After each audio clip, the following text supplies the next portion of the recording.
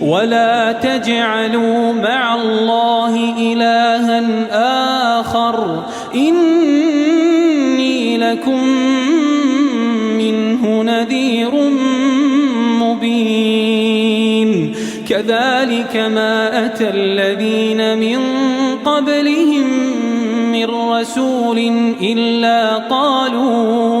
إلا قالوا ساحر أو مجنون أتواصوا به بل هم قوم طاغون فتول عنهم فما أنت بملوم وذكر فإن الذكرى تنفع المؤمنين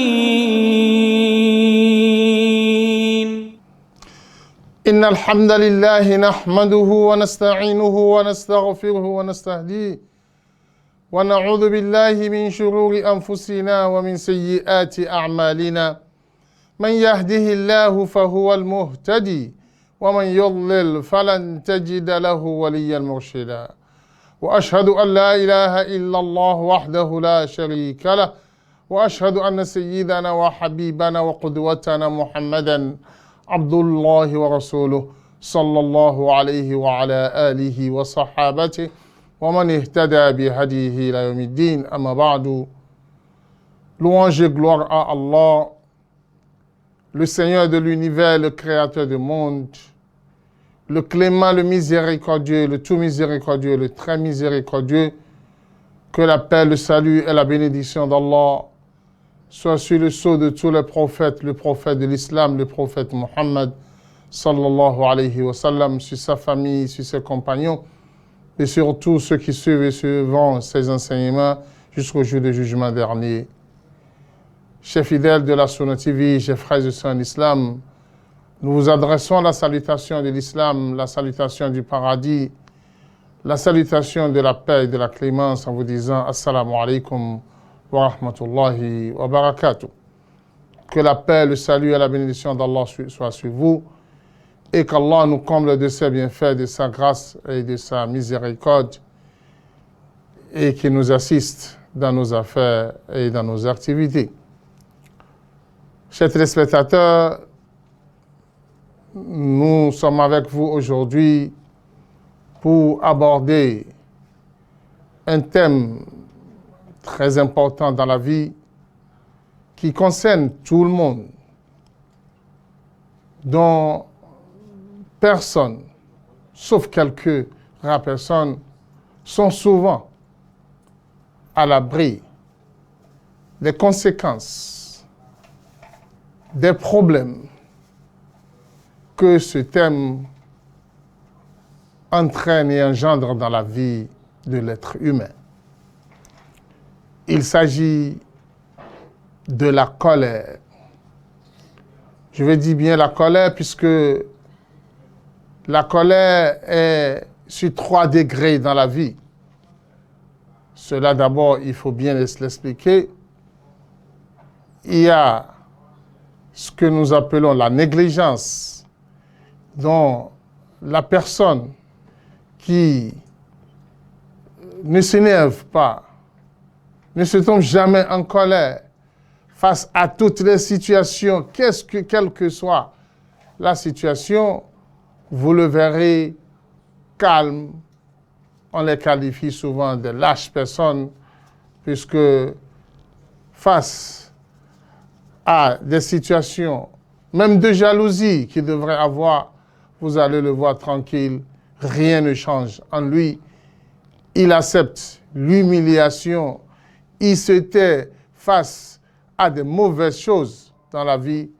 Ce dernier n'est pas considéré dans la société, est souvent humilié, est souvent considéré comme une lâche personne, puisque on ne voit pas en lui une manifestation de colère.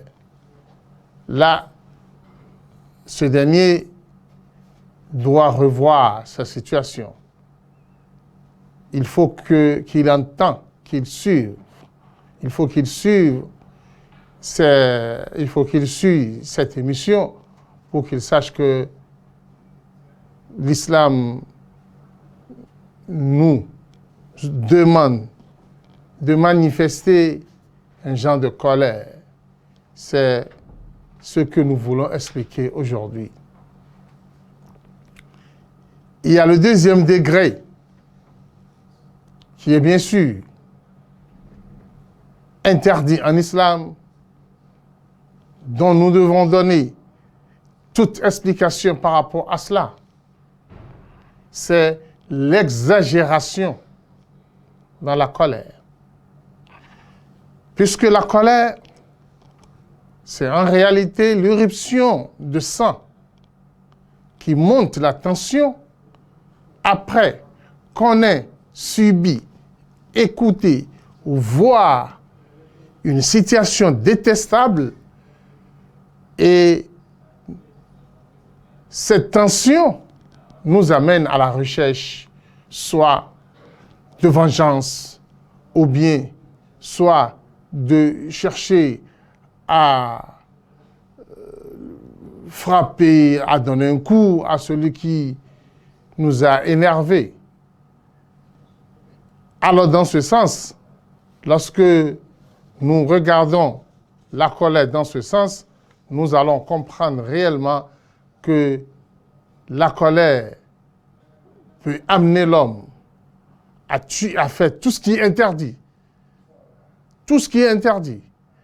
La colère peut amener l'homme à tuer, peut amener l'homme à frapper, peut amener l'homme à insulter, c'est-à-dire peut même sortir l'homme de l'islam. Raison pour laquelle il faut que nous expliquions bien cette colère qui entraîne l'injustice dans la vie de l'autre et amène l'homme à des illicites. C'est surtout de ça qu'il s'agit aujourd'hui. Cette colère dont la force de la colère amène l'homme à perdre sa raison, à perdre sa religion, où il n'a plus de vision, il n'a plus de choix dans sa vie. Cette catégorie de colère chez les spectateurs peut être naturelle, innée en certaines personnes. Et quand c'est inné, comment la calmer, comment la gérer, c'est ce que nous voulons vous enseigner aujourd'hui. Mais si Allah subhanahu wa ta'ala a épargné une personne du fait que cette colère n'est pas innée en lui, il est important à ce que l'homme évite tout endroit où cette catégorie de colère pourrait arriver dans la vie de l'homme. Parce que on a certaines personnes, cette colère excessive, cette colère exagérée ne fait pas partie de leur vie, mais ils fréquentent des endroits où les gens ont l'habitude de manifester leur colère avec brave, avec courage, en disant que c'est ça, leur personnalité, c'est ça, l'homme. L'homme doit être comme ça. Et quand vous avez ce sentiment, je pense que les conséquences de cette colère sont énormes. Ça peut amener à tuer l'autre, ça peut amener à utiliser toutes sortes de forces. Même ce dernier, quand la personne qui l'a énervé et à qui il voulait rendre le coup disparaissait de l'endroit et s'enfuit, vous allez le voir, il retourne vers lui-même. Il commence par déchirer ses habits, il commence par se gifler, par se frapper de lui-même, puisqu'il doit manifester cette colère. Vous le voyez des fois en train de pleurer, en train d'être calme dans un endroit où il ne peut même plus bouger, il devient faible, parce qu'il n'a pas pu manifester sa colère. Vous allez voir certains, à table où il était en train de manger, il va casser la table, faire tomber tout ce qui est là-dessus. Et si quelqu'un était devant lui en ce moment, c'est celui qui va recevoir les coups. Cette catégorie de colère laisse beaucoup d'impact et d'effets néfastes dans le cœur de quelqu'un, de manière à ce qu'il garde toujours rancune, ce qui va l'amener des fois à être prêt à divulguer les secrets qu'on l'a amené à garder depuis des années, il est aussi prêt à faire du mal à qui que ce soit. Cette catégorie de colère n'est pas du tout encouragée. L'islam est catégoriquement contre ces gens de colère. C'est pour cela que nous allons essayer à travers cette émission vous amener à savoir comment vous gérez, comment vous comportez lorsque vous êtes éprouvé par cette catégorie. Le troisième degré de colère, et c'est ce que l'islam prône, c'est ce que l'islam demande, c'est ça qui est le juste milieu lors de la nervosité, c'est-à-dire lorsque vous voyez une situation de colère, vous rappelez directement votre raison et vous attendez ce que les signaux de la religion et de la raison avant d'agir. Qu'est-ce que l'islam me dit? Qu'est-ce que la raison me demande? Comment on pourrait se comporter face à cette situation? C'est le juste milieu lors de la colère. Pour dire que sur cette terre, l'homme ne peut jamais prétendre dire que non, si c'est la colère, moi je ne tombe jamais en colère, je ne m'énerve jamais. Alors quand tu ne t'énerves jamais dans ta vie, tu es un lâche et ça c'est grave. Mais tu dois avoir de bons comportements pour pouvoir gérer ces différentes situations de colère. Voilà ce que nous voulons vous enseigner aujourd'hui pour amener chacun de nous à gérer les différentes situations de colère qui pourraient surgir dans sa vie. Chers téléspectateurs, par rapport à cela, vous pouvez déjà comprendre avec moi que nous sommes face à deux sortes de colère. Une colère appréciée par l'islam et encouragée par l'islam qui ne rapporte que du bien. Suivez-moi bien. La colère qui ne rapporte que du bien lorsque quelqu'un tombe en colère à cause de la religion d'Allah ou lorsque quelqu'un s'énerve parce qu'il a vu quelqu'un en train de commettre les interdictions en islam. Alors, il s'énerve. Pourquoi? Parce qu'il veut appeler ce dernier à revenir à la raison, à savoir ce qu'il doit faire, à avoir de la jalousie pour sa religion. Alors, dans ce cas, cette colère, c'est une colère qui encourage à faire du bien. Une colère qui ramène l'homme à l'ordre et l'éloigne des interdictions. Tout ceci en respectant les enseignements d'Allah et du prophète Muhammad sallallahu alayhi wa sallam. C'est pour cela que nous considérons cette catégorie de colère comme étant une colère qui amène l'homme vers le bien, vers la bienfaisance et qui l'éloigne de toute interdiction en islam.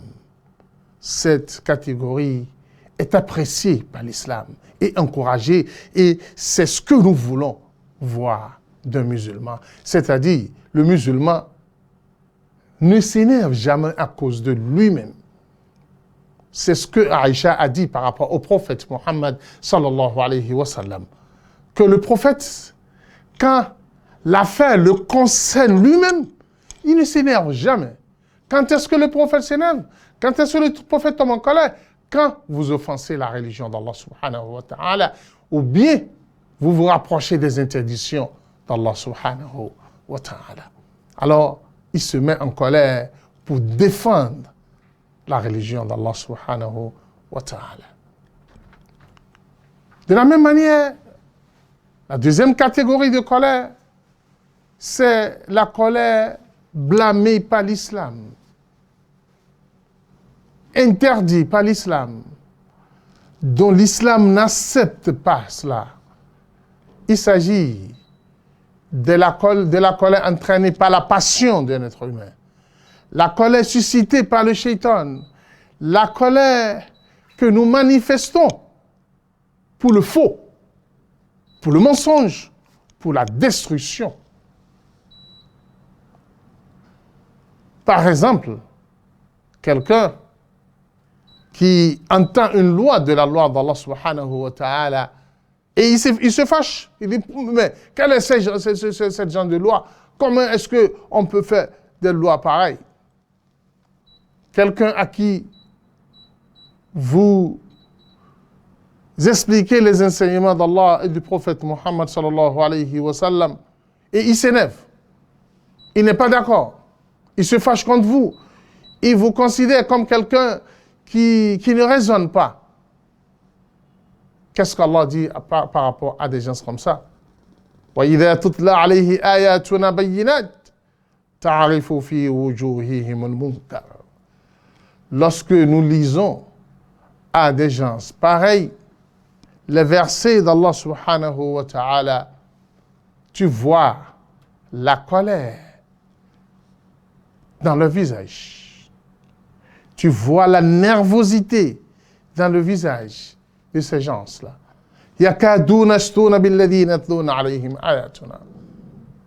Tu vas les voir chercher à tomber sur celui qui est en train de leur lire les versets, à rendre un coup dur à celui qui est en train de leur lire les versets.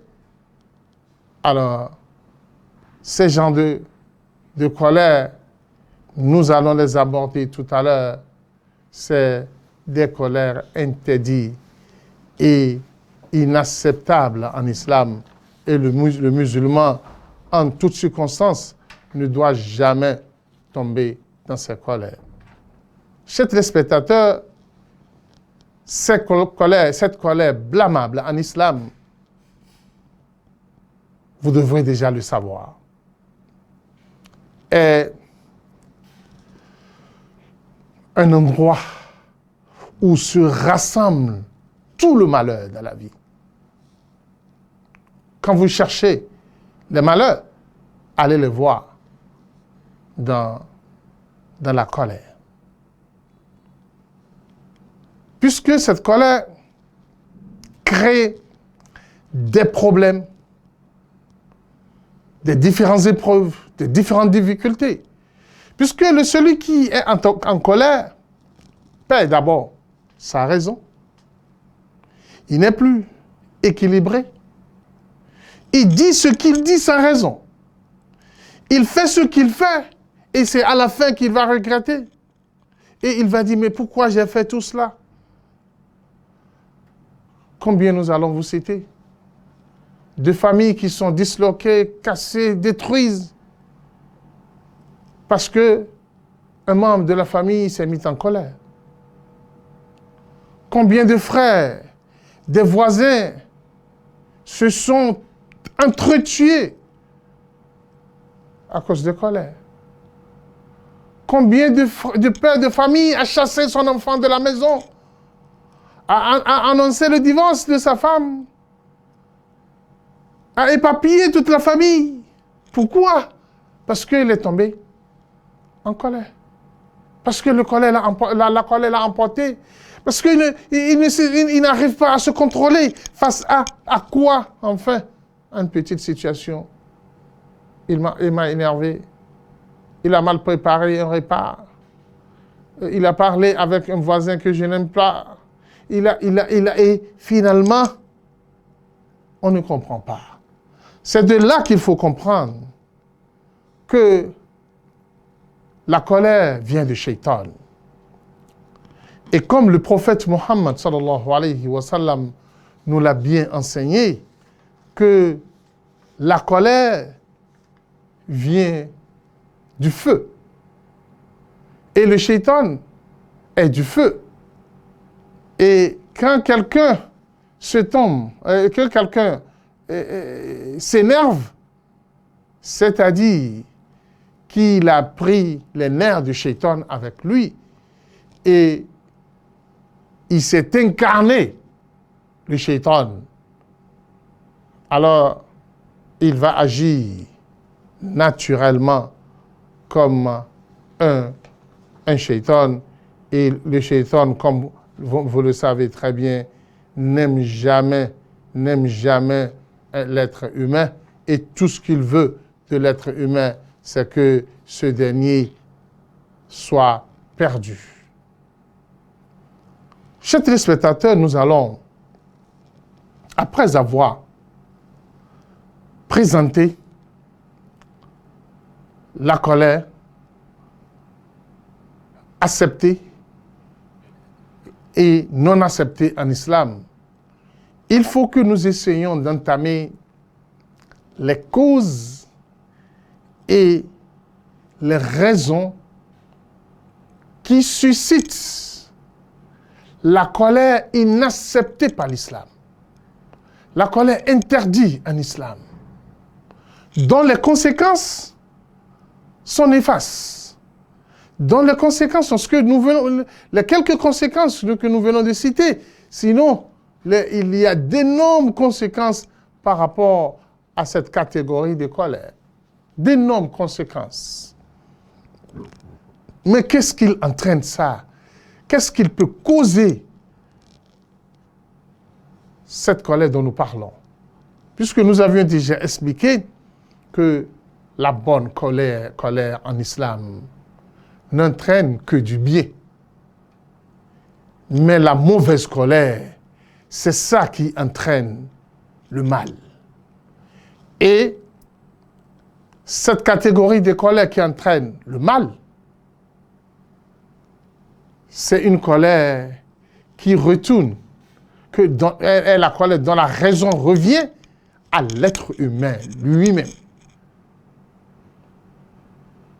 Alors dans ce cas, nous allons essayer de vous citer quelques-unes de ces causes qui sont à la base des mauvaises colères.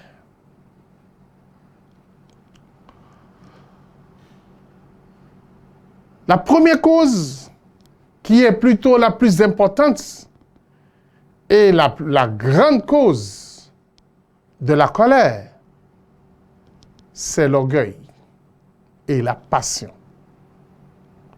C'est l'orgueil et la passion. C'est-à-dire quoi? Lorsque l'homme se sent meilleur et il voit que ses idées sont les meilleures idées, et il ressent que sa place est la noble place et que personne ne peut le dévancer dans sa position, alors il ressent de l'orgueil.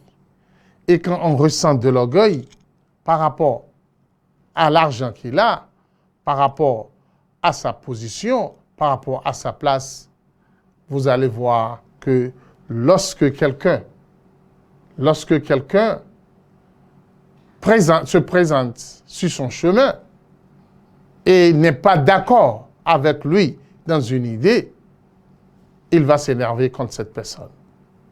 Chers téléspectateurs, nous vous reviendrons après la pause pour poursuivre notre émission par rapport à la colère. Assalamu alaikum warahmatullahi wabarakatuh. Ìkànnì tẹ́ ń wò yìí náà ní ìkànnì Sunna TV. Níbi tí àwọn onímọ̀ ti ń tẹ ìmọ́lẹ̀ sórí ẹ̀sìn Islam látọ̀rí Sunna TV. Ìmọ́lẹ̀ nínú Sunna Nabi Muhammad sallallahu alayhi wa sallam. Ní gbogbo ìgbà ní kẹ́ ẹ máa wò wá. Tí ẹ sì máa rí ẹ̀kọ́ ìsìn kọ́. Lórí ìkànnì yìí náà ni o. Òun ló múlẹ̀ rẹ̀kẹ̀tẹ̀ yàtọ̀ yìí. Gbogbo mùsùlùmí lọ́kùnrin àti lóbìnrin. Ẹ jẹ́ ká máa wo Sunna TV. Ẹ jẹ́ àwọn ọmọ wa náà máa wo Sunna TV. Kí wọ́n lè bá ní ìmọ̀ tó péye nípa Sunna. Ìkànnì tó ń tàn mọ́lẹ̀ sínú ẹ̀sìn ni Sunna TV Yorùbá. Ẹ máa wò wá ní gbogbo ìgbà kẹ́sì máa kọ́ ẹ̀kọ́ tó péye nípa Sunna. Alhamdulillahi wa salatu wa salam ala rasulillah wa ala alihi wa sahbihi wa sallam. Nous poursuivons notre émission sur la colère. La cause de la colère, c'est le fait de se ressentir meilleur et avoir de l'orgueil par rapport à votre poste, par rapport à l'argent que vous aviez, par rapport à votre famille, par rapport au savoir que vous en aviez.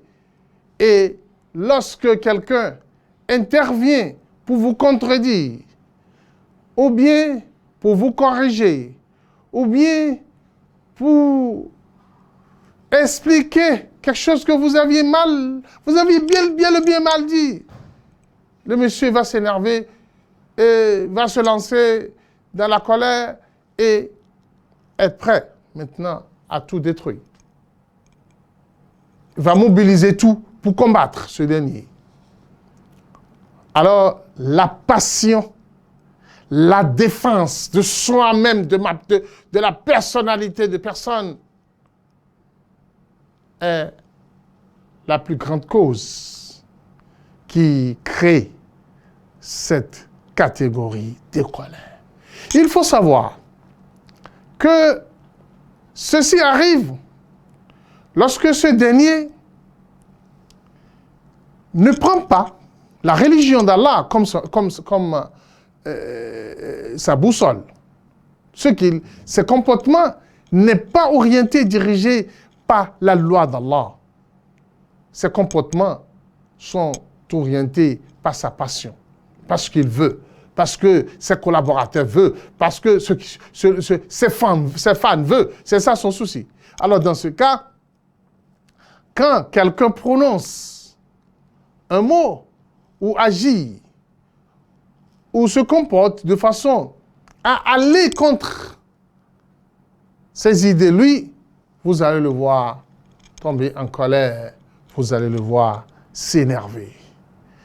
Et c'est par rapport à cela qu'Allah subhanahu wa ta'ala nous dit dans le Coran « Kalla innal insana la yatgha ar-ra'ahu istagna » Allah subhanahu wa ta'ala dit « Laissez-moi vous dire que l'homme,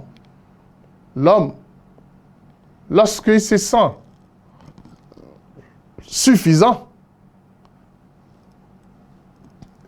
indépendant en matière de l'argent, en matière de savoir, en matière de classe sociale, vous allez le voir devenir un tyran où il est prêt à casser, à s'énerver, à se comporter comme il veut. C'est chez ceux-là que nous voyons souvent l'exagération dans la colère. L'exagération dans la colère. Et la deuxième catégorie de colère que nous avions citée tout à l'heure se retrouve souvent chez ces gens de personnes. La deuxième chose, la deuxième cause de la colère dans la vie, chers téléspectateurs, c'est quoi? C'est les disputes, les divergences.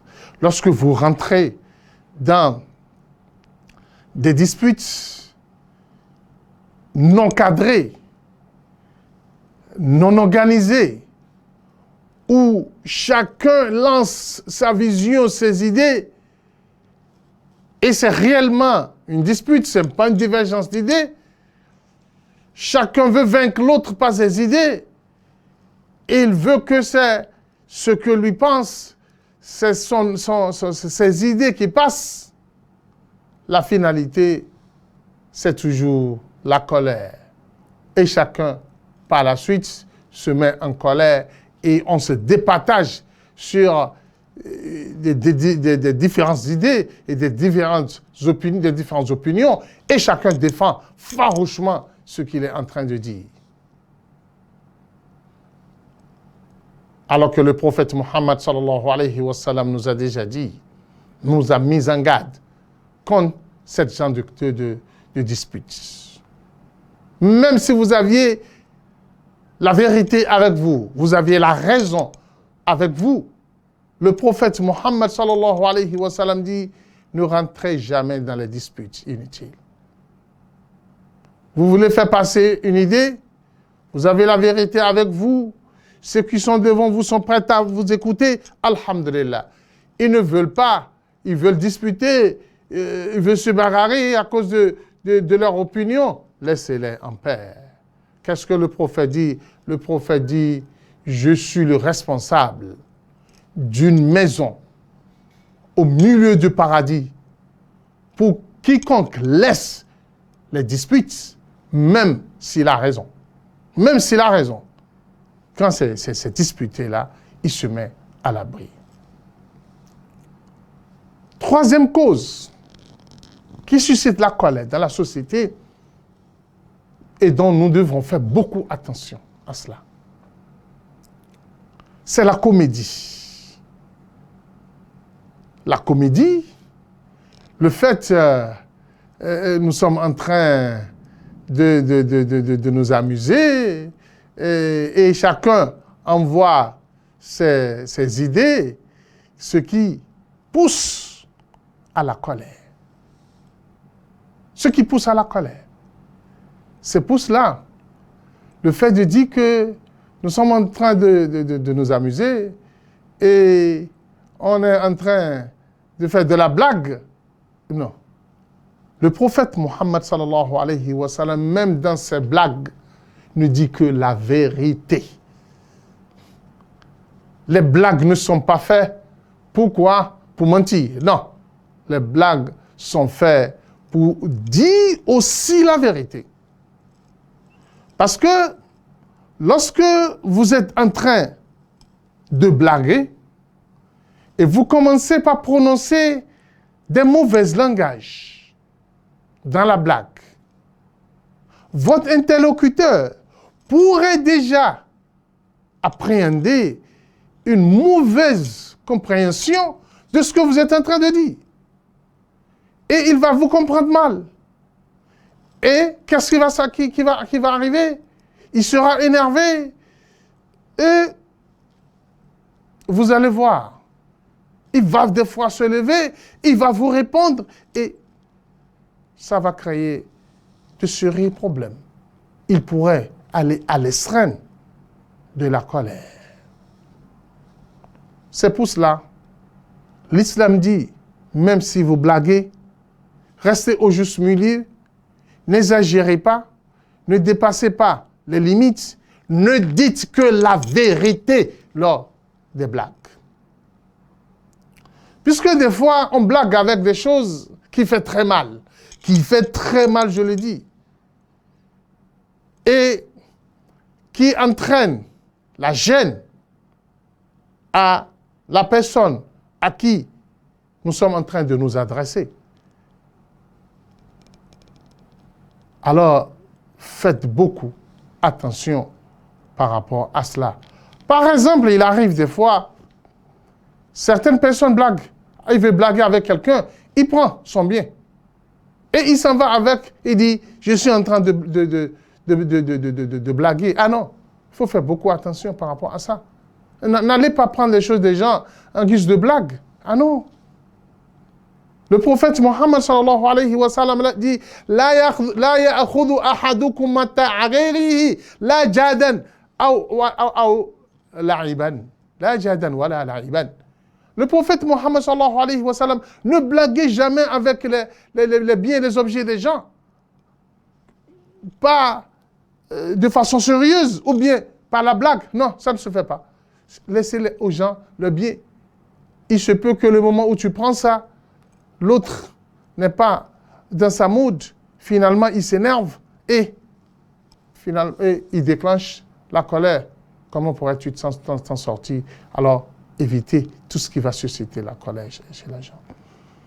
Quatrième point, parmi les points importants qui entraînent la colère et dont le musulman doit éviter, c'est les injures, les insultes. Vous injuriez celui-ci par là, vous l'insultez. Ah, lorsque vous commencez cela, apprêtez-vous à une colère de l'autre côté. Puisque les injures entraînent toujours la colère, entraînent toujours l'animosité. C'est pour cela le prophète Mohammed sallallahu alayhi wa sallam, en qualifiant le musulman, il dit le musulman n'injure pas son frère. Le musulman ne maudit pas son frère. Le musulman ne prononce pas de mauvais langage. Non. Le musulman prononce toujours de bons langages vis-à-vis de son frère. قل للمؤمنين يقولوا التي هي أحسن إن الشيطان ينزغ بينهم إن الشيطان كان للإنسان عدوا مبينا. Allah dit, Mohammed dit aux croyants de ne prononcer que de bons langages, puisque le shaitan intervient entre eux et il cherche toujours à entraîner la colère entre eux et l'animosité. Voilà quelques causes importantes qui entraînent la colère et dont le musulman doit faire tout possible pour s'en éloigner. Chers téléspectateurs, le prophète Mohammed sallallahu alayhi wa sallam nous a donné quelques enseignements pour pouvoir traiter la colère. Pour pouvoir traiter la colère. Lorsque quelqu'un tombe en colère, qu'est-ce qu'il doit faire? Les savants ont divisé la méthodologie, la manière de traiter la colère en deux parties. La première partie est ce qui concerne l'intelligence de l'être humain, ce qui quitte le savoir, la connaissance. Et de façon scientifique, intellectuellement, comment gérer la colère. Comment traiter la colère. Et de façon pratique, qu'est-ce que le prophète Mohammed sallallahu alayhi wa sallam nous a enseigné? D'abord, de façon scientifique, pour éteindre le feu de la colère, le musulman est appelé à se rappeler des versets et des hadiths par rapport à cela. Et savoir ce qu'Allah a dit. Et la place qu'Allah a positionnée, celui qui se calme de sa colère. Il faut se rappeler de ces versets. Allah dit wal kadhimin al-ghayz wal 'afina 'anil nas wallahu yuhibbul muhsinin. Lorsque Allah cite les caractéristiques des vrais croyants, qu'est-ce qu'il a dit? Al-kadhimin al-ghayz. Ceux-là qui absorbent leur colère. Ils absorbent, ils calment ça complètement. Il dit, reste là, ne bouge pas. Oui. Et ils pardonnent les gens. Allah considère tout cela parmi les bienfaiteurs. Les bienfaiteurs. Le prophète Mohammed sallallahu alayhi wa sallam dans les hadiths, Laysa shadidu sur'a, innama shadid alladhi yamlik nafsahu. Le puissant, celui qui est fort parmi vous, ce n'est pas celui-là qui combat, celui-là qui arrive à exterminer l'autre, à terrasser l'autre. Non, ce n'est pas celui-là qu'on considère comme étant quelqu'un qui est fort et puissant. Le prophète dit, celui qui est fort est celui-là qui arrive à se concevoir lorsqu'il est en colère. La colère le prend et dit « calme-toi » et il se calme. C'est ça, celui qu'on considère comme étant quelqu'un de plus fort. Alors il faut se rappeler de tout cela, de ces éloges. Vous allez vous calmer lorsque vous êtes en colère. Il faut se rappeler des conséquences de la colère. Il faut se rappeler des châtiments réservés à celui qui tombe en colère. Il faut avoir peur des vengeances que pourrait susciter celui à qui vous allez faire du mal par votre colère. Il faut se rappeler de cela. Et au moins, intellectuellement, quelqu'un qui est en colère doit se rappeler comment est-ce que les gens sont en train de me voir. Ceux qui sont dehors là, qui entendent ma voix, ils sont en train de me prendre comme qui? Comment est-ce quel respect ils vont me donner après? Il faut toujours voir cela. Quand les gens respectueux sont autour de toi et ils te voient en train de manifester ta colère, ils te considéreront quoi après cela? Ça, c'est des questions intellectuelles que nous devrons se poser. Et en plus, chaque fois que quelqu'un agisse de façon à t'énerver, à te rendre en colère, il faut se rappeler que ce qu'il a fait, ce n'est pas de lui. Allahu khalaqakum wa ma ta'malun. Que cela, c'est une preuve pour toi auprès d'Allah subhanahu wa ta'ala. Allah veut voir comment est-ce que tu vas te manifester face à ce qu'on est en train de te faire. Alors tu as besoin de rappeler ta raison face à la situation et savoir comment gérer cela scientifiquement. Mais si le côté scientifique, tu l'as exercé et ça n'a pas marché, nous t'invitons maintenant à suivre les enseignements du prophète Mohammed sallallahu alayhi wa sallam. Car le prophète nous a donné beaucoup d'enseignements par rapport à cela. Qu'est-ce que le prophète nous a dit? Le prophète dit à celui qui est en colère, comment est-ce qu'il va traiter ce mauvais comportement? Comment est-ce qu'il va s'en sortir? Le prophète dit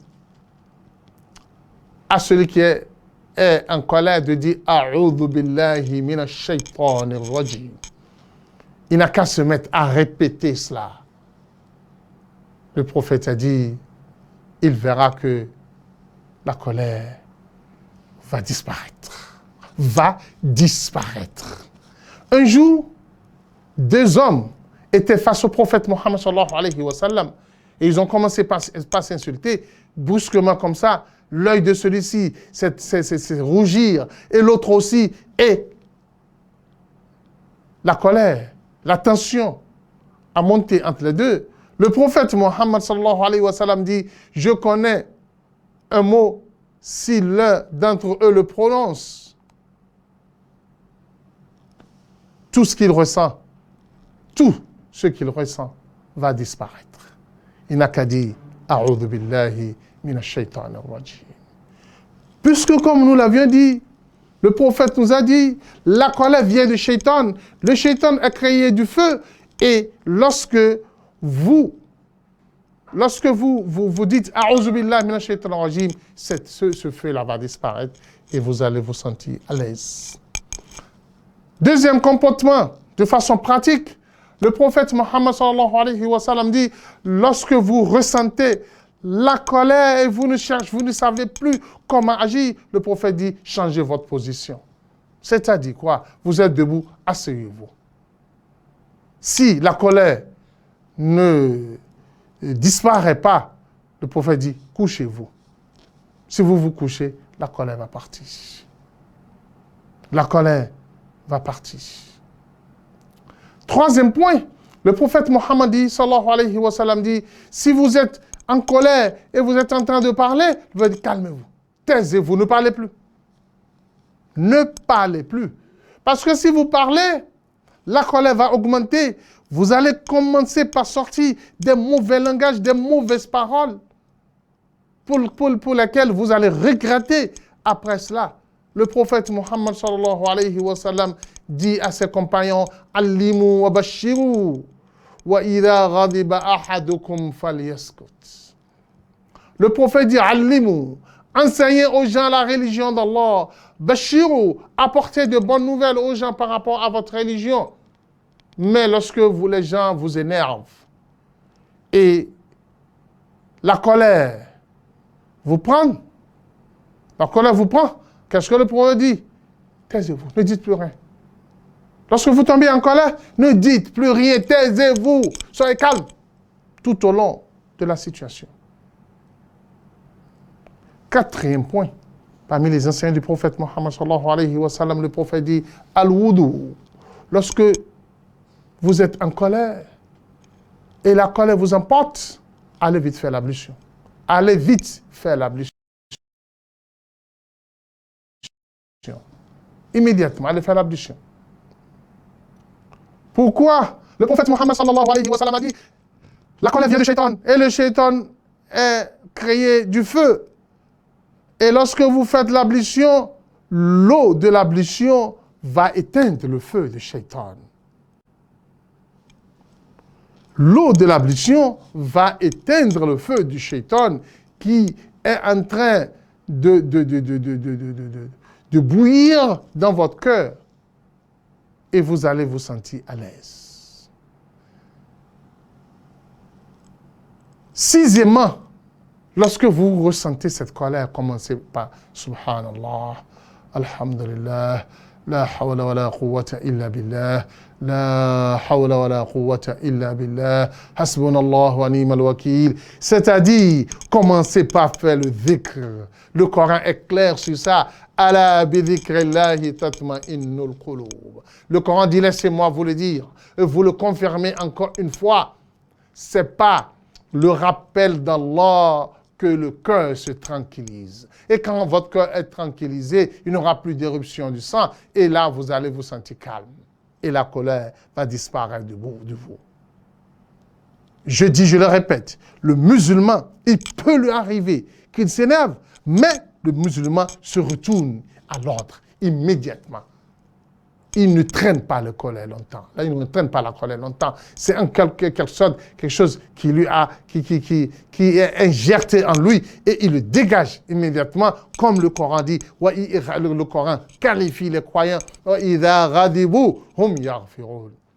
Les croyants, quand ils tombent en colère, automatiquement, vous les voyez, ils demandent pardon auprès d'Allah subhanahu wa ta'ala et ils pardonnent celui qui les a énervés et les a rendus en colère. Alors nous conseillons tous ceux qui sont tombés en colère et tous ceux qui ont l'habitude de tomber en colère qu'ils doivent tout le temps savoir comment se concevoir par rapport à cela.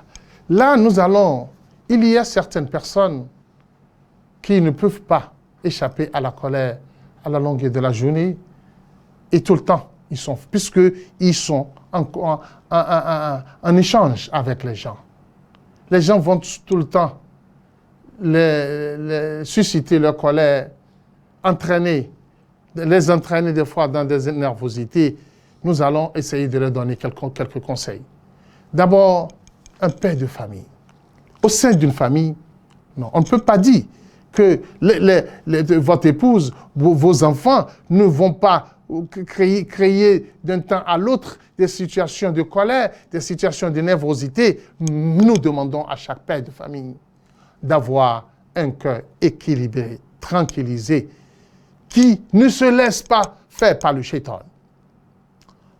Et lorsque des situations pareilles arrivent, soyez sages. Ne tombez pas en colère contre vos enfants.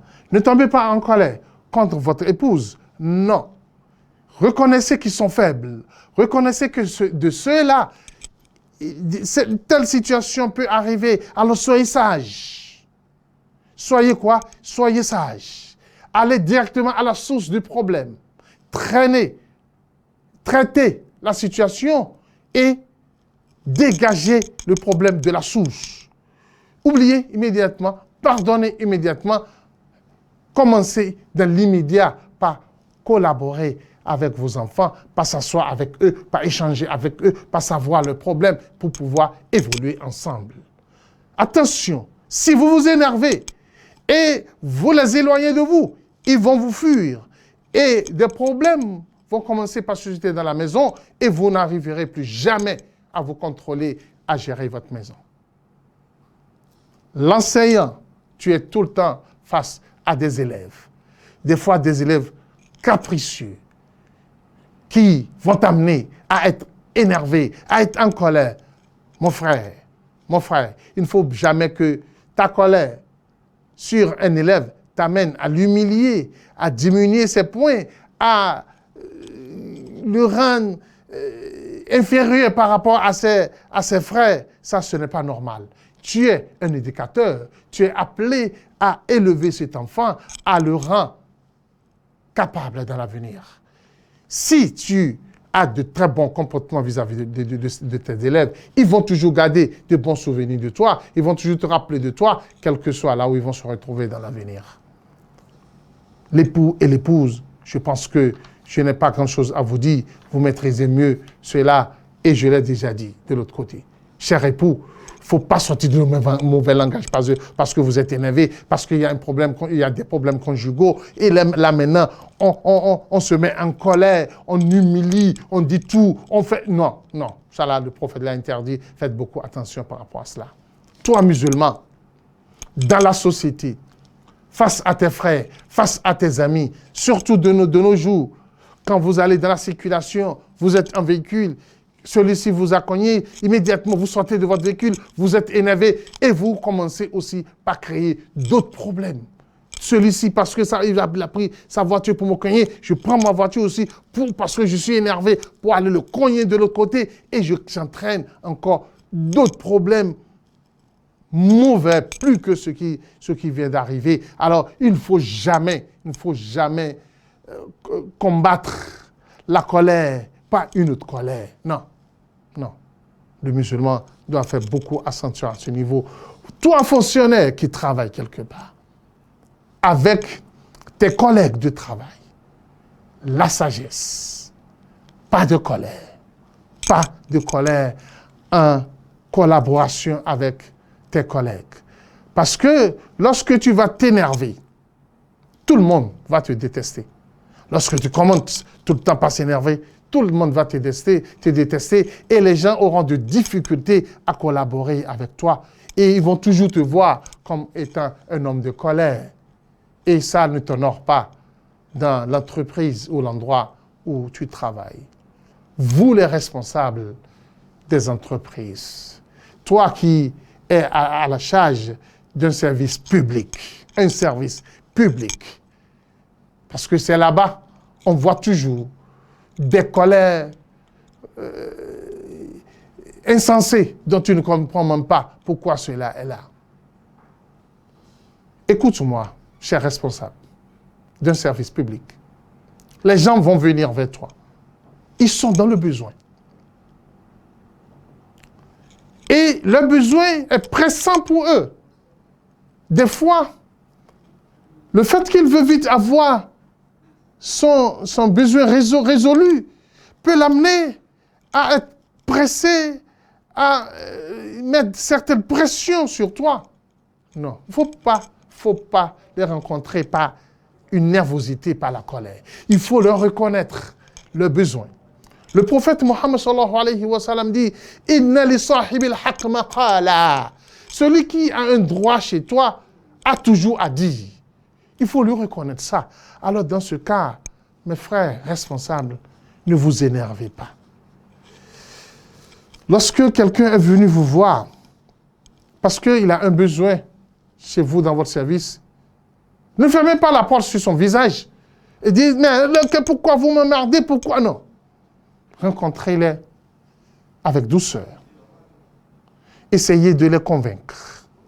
Essayez de les expliquer. Ne vous moquez pas d'eux. Ne diminuez pas leur valeur. Et n'exhibez pas votre colère par rapport à ces gens. Sachez que c'est des gens qui ont de droits et qui recherchent de vous le droit. Et vous êtes là pour pouvoir les assister, les accompagner. Et tel que vous allez vous comporter avec eux, c'est comme ça vous serez élevé et considéré dans la société. Chers téléspectateurs, toi responsable, ne traite pas tes collaborateurs qui sont sous toi par nervosité tout le temps. Parce qu'il est en retard. Cherche à savoir pourquoi il est en retard. Échange avec lui.